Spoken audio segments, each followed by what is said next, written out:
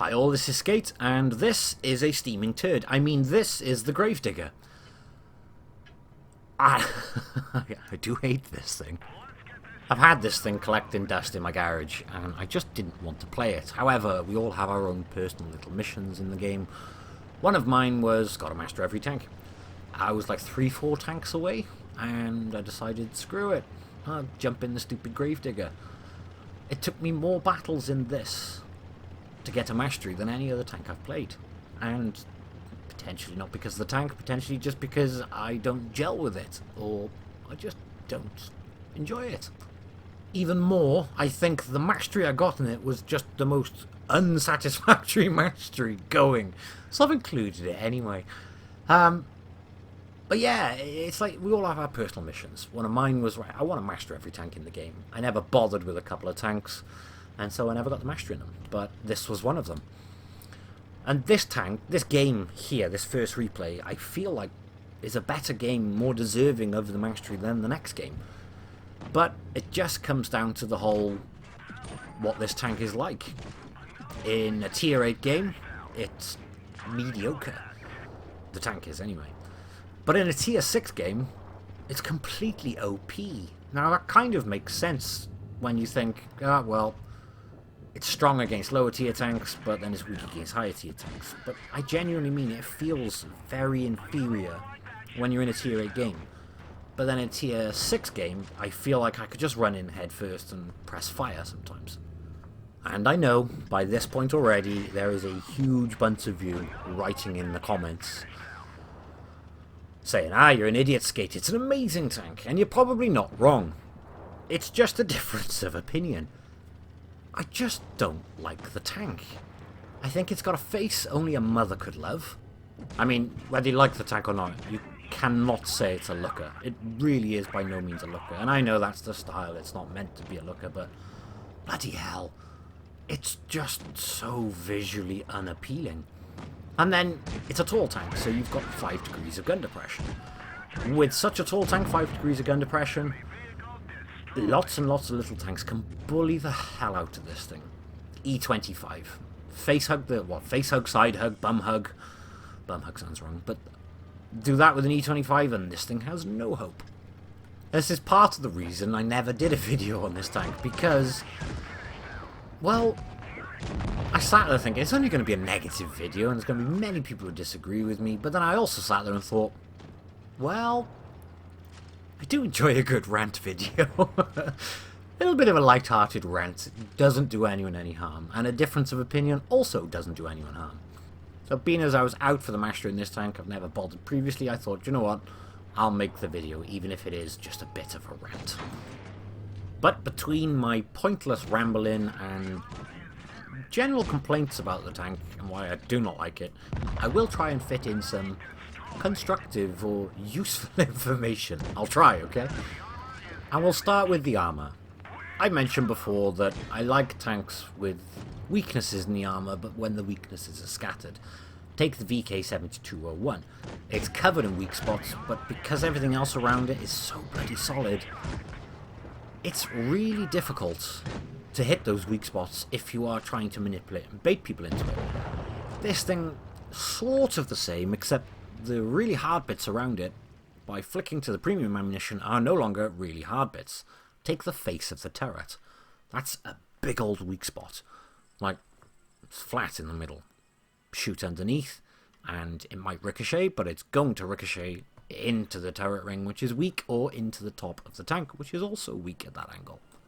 And then obviously, tier 8 tanks, even without premium ammunition, really don't struggle with the turret on this thing. So, shooting at the bottom 50% of the turret could result in a ricochet, and then you end up in a shot trap situation where the shot just goes into the top of the tank. And the reason it goes into the top of the tank is the area of the hull above, well, the area of the hull which the turret is attached to, only has 37mm of armor. So, yeah, a lot of things are going to penetrate that when they ricochet off the turret. The front upper plate has 82mm, so pointing at this tank from a bit of a distance, it's very well angled, you get yourself very good effective thickness. Getting close and point down on it a little bit, That massively and drastically reduces its effective thickness, meaning it's an easy kill at that point. The lower plate is also only 82mm thick. The game would have you believe that it's 180mm thick on the frontal armour when you look at the armour specs. However, the only place which is 180mm thick is the band across the front in which the upper plate and lower plate join together. So that's a little bit misleading, but once you start looking at the armour, breaking it down, you'll see all this anyway. The gun. I've got to admit, the autoloader with 6 shells is kind of fun, although it irritates the hell out of me how little gun depression it has. I also think I'd rather a larger caliber gun than the 57mm on here, and just have less shells in the clip maybe. But again, that just falls down to personal preference. The mobility for such a big tank isn't that bad at all either. But this got me thinking a lot about this tank, because there were several times I played this tank and people went, it's OP. I just don't think it is. Again, I can't wait to read the comments, because there's going to be a lot of mixed opinions on this tank. I know there already is. But OP to me at tier 7 is going to be Lupus, not this thing. And I think, falling back to my previous point about in tier 6s it's an absolute animal, I think that's because the penetration is irrelevant when you're fighting tier 6s. And it's got pretty good DPM 2319 for a tier 7 heavy tank. So the DPM and those constant barrage of shots to tier 6 tanks is quite mean. Doing that to the front of, I don't know, an IS-3 though, you might as well fart on it. I mean, you got no hope against the front of an IS, or a lot of tier 8 heavy tanks. And then you have to switch to your premium ammunition, and you will do that quite regularly in this tank, and to do that then is going to result in 75 alpha per shot.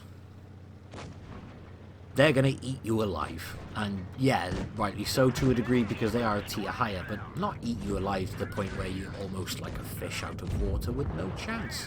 So for that reason, against tier 8s and a lot of tier 7s, it's a very hard tank to play. And against tier 6s, like this game, how in any way is this fun? It's literally just firing shells at lower tier tanks they almost have no chance of doing anything to you. And for that reason, after having so many games in this tank, and then getting this as my mastery, I kind of went, the hell was that? Only because I think I had so many better games which felt so much more challenging and rewarding in tier 8s, where you think, right, yeah, that's going to be it, and then you end up with a first. And then that game there ended up with the mastery. And like I said at the start, I know there's going to be so many different people with different opinions on this tank. I'm intrigued as to yours, but personally, I don't like this tank one bit. I would say I hope you've enjoyed this video, but I think it was more of just a ramble and rant than a video, so I hope you've enjoyed this ramble and rant. I don't know. Let me know in the comments what your thoughts on this tank are. I'm genuinely intrigued, but thank you all for watching, and I will catch you in the next one. Bye-bye.